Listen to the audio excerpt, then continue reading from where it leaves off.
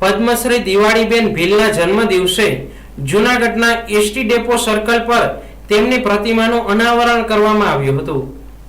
કાઠિયાવાડી લોકગીતોના સુવર્ણ અધ્યાય સમા પદ્મશ્રી દિવાળીબેન ભીલની ભવ્ય પ્રતિમાનું તેમના જન્મદિવસ નિમિત્તે તારીખ 2 જૂન મંગળવારના રોજ જૂનાગઢ શહેરના એસટી ડેપો સર્કલ ખાતે અનાવરણ કરવામાં આવ્યું હતું।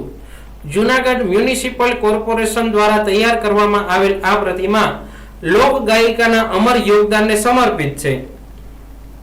દિવાળીબેન ભીલની ગાયકીનો જાદુ એટલો વ્યાપક હતો કે સ્થાનિક લોકો આજે પણ અત્યંત આદર અને સન્માન સાથે તેમનું નામ લતા મંગેશકરની સમકક્ષ લે છે।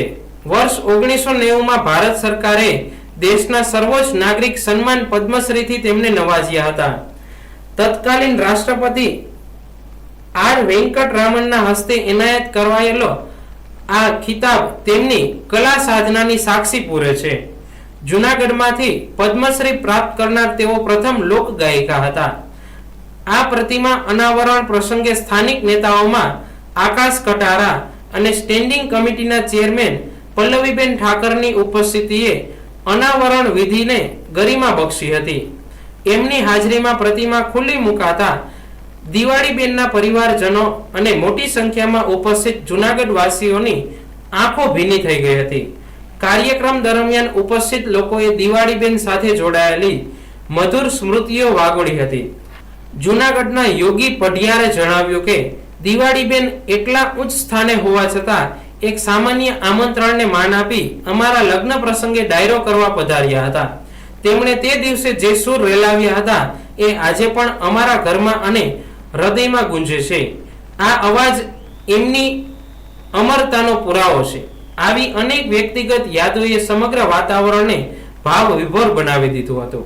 પોતાના સમગ્ર જીવન દરમિયાન લોકગીત અને ડાયરાના માધ્યમથી ગુજરાતની અસ્મિતાને સમૃદ્ધ કરનાર દિવાળીબેન ભીલ આ પ્રતિમા સ્વરૂપે હવે જૂનાગઢના હૃદય સ્થાન એસટી ડેપો સર્કલ પર સદા માટે વિરાજમાન રહેશે અને તેમના ગીતોની જેમ જ તેમની આ સ્મૃતિ પણ પેઢીઓ સુધી ગુંજતી રહેશે। પદ્મશ્રી દિવાળીબેન ભીલે ઘણા બધા લોકગીતો ગાયા, એમને ફિલ્મોની અંદર પણ પ્લેબેક સિંગિંગ કર્યું અને આ જૂનાગઢનું ઘરેણું છે।